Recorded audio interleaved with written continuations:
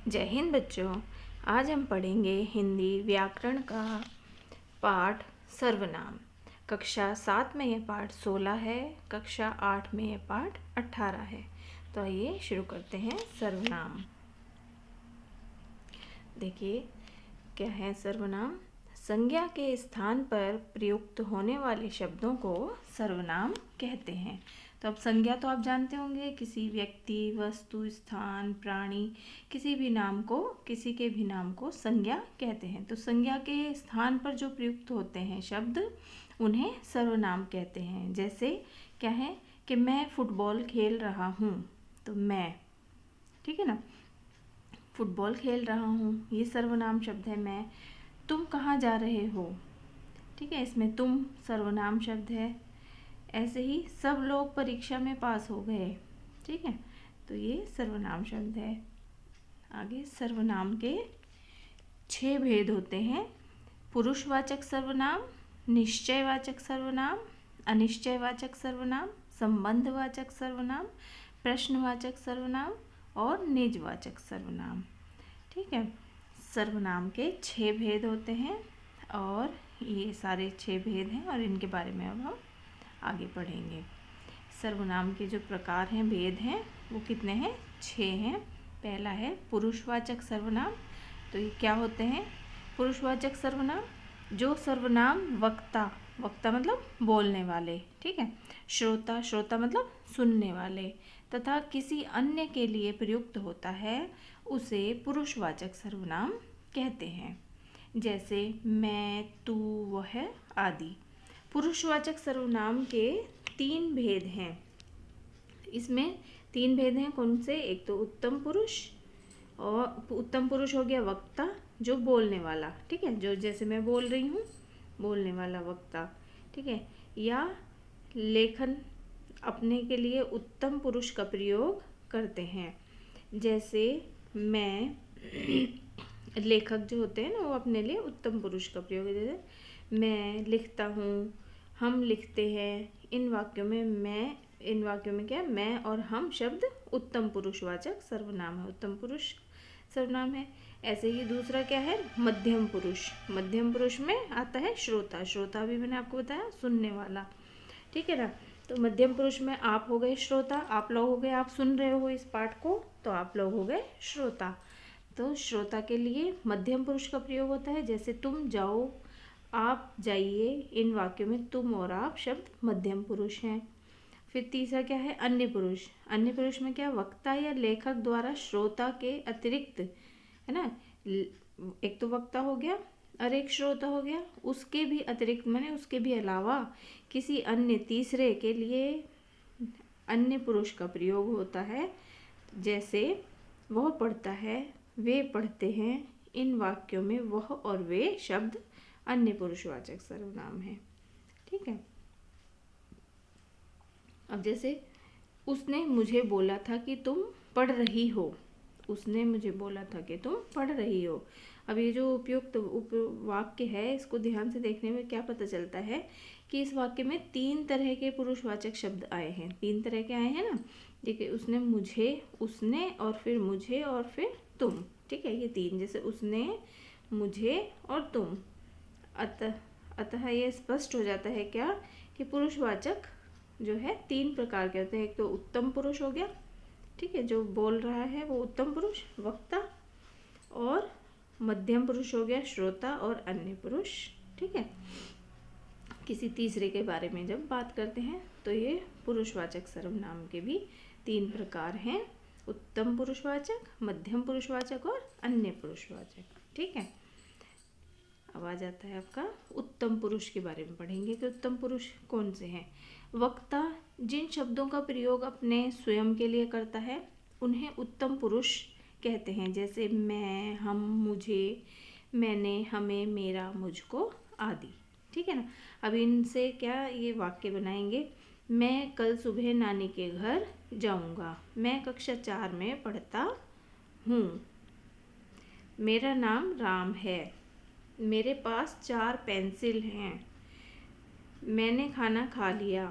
मुझे पता है पिताजी विद्यालय गए हैं। मेरा घर दिल्ली में है। हमें कुछ देर और खेलना चाहिए। हम सब दोस्त खूब खेलते हैं। मुझे आम पसंद है। ठीक है ना, ये सारे जो उत्तम पुरुष क्या स्वयं के लिए प्रयोग हो रहे हैं। वक्ता जिन शब्दों का प्रयोग अपने स्वयं के लिए करता है उन्हें उत्तम पुरुषवाचक सर्वनाम कहते हैं। इसमें क्या क्या आते हैं, मैं, हम, मुझे, ये सब चीज़ें आती हैं।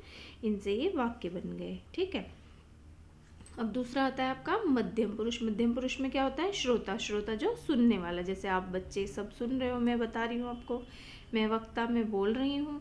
ठीक है, मैं बोल रही हूँ, मैं कह रही हूँ मैं बोल रही हूँ, तो मैं वक्ता हूँ। श्रोता, आप लोग श्रोता हैं, आप सुन रहे हैं। तो संवाद, संवाद जो है कि बोलना, कोई संवाद बोलना करते समय जिन सर्वनाम शब्दों का प्रयोग करता है श्रोता जो है, श्रोता जो सुनने वाला है, वो संवाद करते समय जिन सर्वनाम शब्दों का प्रयोग करता है उन्हें मध्यम पुरुष कहते हैं। जैसे तू, तुम, तुमको, तुम्हें, तुझे, आप, आपको, आपके आदि। ठीक है ना, ये सारे क्या हैं, श्रोता मध्यम पुरुष वाचक सर्वनाम इसमें आते हैं आपके। तू, तुम, तुमको, तुझे, आप, आपको, आपके आदि। जैसे तू राम का भाई है। तुम कल स्कूल जाओगे। तुम मेरे घर आना, हम साथ मिलकर चलेंगे। तुमको अपने घर जाना चाहिए। तुझे पता भी है मेरे पास कितने पैसे हैं। आप बाजार से मेरे लिए फल लाना। आपको कल मेरे विद्यालय चलना है। आपको पता है मुझे क्या पसंद है। आपके नाम से मेरे दोस्त की याद आ गई। तुमको कल बताया था परीक्षा होगी। ठीक है, तो ये सारे जो शब्द हैं मध्यम पुरुष में जो आते हैं, ये सर्वनाम, ये यहाँ पर इनके वाक्य प्रयोग किए गए। ठीक है, अब तीसरा आता है अन्य पुरुष। अन्य पुरुष में क्या क्या होते हैं, देखो, जिस सर्वनाम शब्द के प्रयोग से वक्ता और श्रोता, वक्ता बोलने वाला और श्रोता सुनने वाला, ठीक है, वो का संबंध ना होकर किसी अन्य का संबोधन प्रतीत हो, कि किसी अन्य के बारे में बात कर रहे हैं, तो वह शब्द अन्य पुरुषवाचक कहलाता है। जैसे वह, यह, उन, उनको, उनसे, इन्हें, उन्हें, उसके, इसने आदि। ठीक है, अब इनसे वाक्य कैसे बनाएंगे, यह उसकी पुस्तक है। अब हम ये कह रहे हैं यह उसकी पुस्तक है, तो वो तीसरा हो गया कि वह उसकी पुस्तक है। कोई भी हो सकता है, कोई लड़का हो सकता है, लड़की हो सकती है, बच्चा हो सकता है। ठीक है ना, वह कल जाएगा। उसने कल, उनसे कल मिला था, आज मिल जाएगा। उनसे कल मिला था, आज मिल जाएगा, कि उनसे कल मिला था तो कोई चीज़ है वो आज मिल जाएगी। ठीक है, इन्हें देखो हमेशा खेलते रहते हैं। उन्हें पता था हम आएंगे। इनसे, इसने उसे बताया था कल परीक्षा होगी। इसने उसे बताया था कि कल परीक्षा होगी। वह कल आ रहा था, कल बारिश होगी। ठीक है ना, तो ये शब्द ये अन्य पुरुष के लिए प्रयोग हुए। अब इसकी परिभाषा, पुरुषवाचक सर्वनाम की परिभाषा कैसे बनाएंगे, जिन सर्वनाम का प्रयोग वक्ता, श्रोता या अन्य के लिए किया जाता है वह पुरुषवाचक सर्वनाम कहलाते हैं। ठीक है ना, ऐसे आप इसको लिख सकते हैं अपने आप बनाकर। अब आपको पता चल गया कि पुरुष सबसे पहला कौन सा है, पुरुषवाचक सर्वनाम। उसके भी 3 भेद होते हैं, एक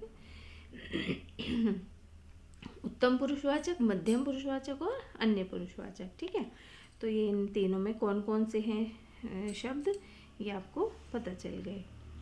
अब आ जाता है आपका निश्चयवाचक। निश्चयवाचक, संकेतवाचक भी कहते हैं इसे सर्वनाम। जो सर्वनाम निकट या दूर की किसी वस्तु की ओर संकेत करें उसे निश्चयवाचक सर्वनाम कहते हैं। ठीक है ना, जो निकट, निकट मतलब पास की वस्तु या दूर की वस्तु के लिए संकेत करते हैं उसे निश्चयवाचक कहते हैं।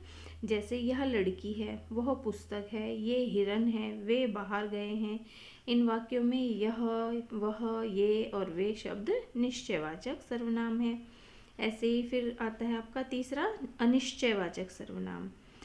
जिस सर्वनाम से किसी निश्चित व्यक्ति या पदार्थ का बोध नहीं होता उसे अनिश्चयवाचक सर्वनाम कहते हैं। जैसे बाहर कोई है, मुझे कुछ नहीं मिला।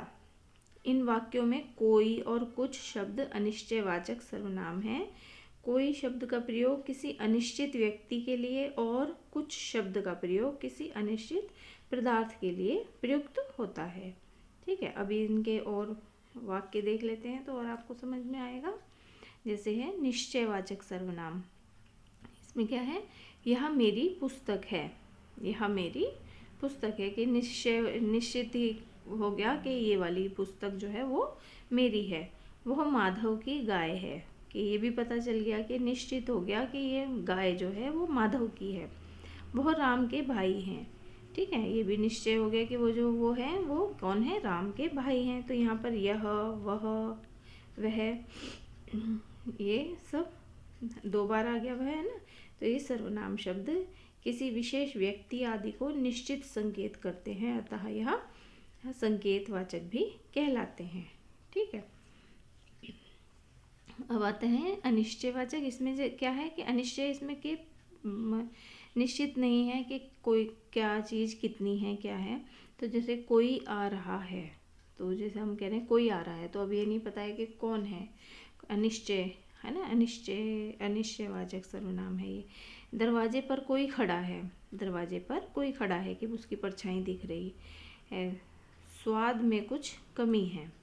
ठीक है, तो यहाँ पर कोई, कुछ, ये सर्वनाम शब्दों में किसी घटना या किसी के होने की प्रतीति हो रही है, किंतु वास्तविकता निश्चित नहीं हो रही है, अतः यह अनिश्चयवाचक सर्वनाम है। इसकी परिभाषा कैसे बनाएंगे, जो सर्वनाम शब्द किसी निश्चित व्यक्ति, वस्तु अथवा स्थान का बोध नहीं करवाता, वह अनिश्चयवाचक सर्वनाम कहलाता है। ठीक है, अब आता है आपका चौथा, संबंधवाचक सर्वनाम। संबंधवाचक सर्वनाम क्या होता है, जो सर्वनाम किसी दूसरी संज्ञा या सर्वनाम से संबंध दिखाने के लिए प्रयुक्त हो, उसे संबंधवाचक सर्वनाम कहते हैं। जैसे जो करेगा सो भरेगा। इन वाक्यों में जो शब्द संबंध वाचक सर्वनाम है और सो शब्द नित्य संबंधी सर्वनाम है। अधिकतर सो लिए वह सर्वनाम का प्रयोग होता है। अधिकतर सो जो है ना, ये सो शब्द का प्रयोग ज़्यादा होता है इस संबंधवाचक सर्वनाम में। जैसे फिर आता है आपका पांचवा, प्रश्नवाचक सर्वनाम। इनके अभी उदाहरण हम देखेंगे तो उससे और आपको समझ में आ जाएगा। प्रश्नवाचक सर्वनाम में क्या होता है, जिस सर्वनाम से किसी प्रश्न का बोध हो वहाँ पर प्रश्नवाचक सर्वनाम होता है। जैसे तुम कौन हो, तो पूछ रहे हैं कि तुम कौन हो, प्रश्न पूछ रहे हैं, तुम्हें क्या चाहिए। इन वाक्यों में कौन और क्या शब्द प्रश्नवाचक सर्वनाम है। कौन शब्द का प्रयोग प्राणियों के लिए और क्या का प्रयोग जड़ पदार्थों के लिए किया जाता है। जड़ पदार्थ मतलब जो एक जगह निश्चित रहते हैं और सांस नहीं लेते, उन्हें जड़ पदार्थ बोलते हैं। उनके नॉन लिविंग थिंग्स जो होती हैं उन्हें बोलते हैं जड़। ठीक है ना, तो ये जो है प्राणियों के लिए होता है कौन शब्द का प्रयोग, और ज़्यादातर क्या शब्द का प्रयोग जो है वो नॉन लिविंग थिंग्स के लिए होता है। जैसे अब उदाहरण देखेंगे। जैसे संबंधवाचक सर्वनाम में क्या है, जो कर्म करेगा फल उसी को मिलेगा, जिसकी लाठी उसकी भैंस, जैसा कर्म वैसा फल। तो इसमें जो, उसे, जिसकी, उसकी, जैसा, वैसा, ये सब क्या है, सर्वनामिक शब्द में परस्पर संबंध की प्रतीति होती है, तो हो रही है, इसलिए ये संबंधवाचक सर्वनाम है। तो इसकी परिभाषा कैसे बनाएंगे कि वह सर्वनाम जो किसी वाक्य में प्रयुक्त संज्ञा अथवा सर्वनाम के संबंध का बोध कराएं, उसे संबंधवाचक सर्वनाम कहते हैं। जैसे जो, सो, उसी आदि। ठीक है, अब आगे आता है आपका प्रश्नवाचक सर्वनाम। प्रश्नवाचक में क्या प्रश्न पूछ रहे हैं, तो तुम क्या कर रहे हो, राम पास हो गया, क्या राम पास हो गया, मास्टर जी का क्या नाम है, वहाँ कौन खड़ा है। ठीक है, यह काम कैसे हुआ, तो इनमें कि ये कैसे से कौन, क्या, ये इन शब्दों से पता चल रहा है कि प्रश्न, और ये प्रश्नवाचक चिन्ह लगा हुआ है तो इससे भी हम पहचान सकते हैं कि ये प्रश्नवाचक सर्वनाम है। आगे आता है आपका निजवाचक सर्वनाम। निजवाचक सर्वनाम में क्या होता है कि मैं अपना कार्य स्वयं करता हूँ, मेरी माता भोजन अपने आप बनाती हैं, मैं अपनी गाड़ी से जाऊँगा, मैं अपने पिताजी के साथ जाऊँगा। तो इसमें अपना, अपनी, मेरा, मेरी, जिस सार्वनामिक शब्दों से अपने या अपने अपनत्व का बोध हो, ठीक है ना, तो उसे निजवाचक सर्वनाम कहते हैं। इसकी परिभाषा कैसे बनाएंगे? वह सार्वनामिक शब्द जो स्वयं के लिए प्रयोग होते हैं, है ना, वो कौन कौन से, जैसे आप, अपना आदि, जिससे स्वयं का बोध हो, वह निजवाचक सर्वनाम कहलाते हैं। तो आशा करती हूँ ये सर्वनाम पाठ आपको समझ में आ गया होगा। धन्यवाद।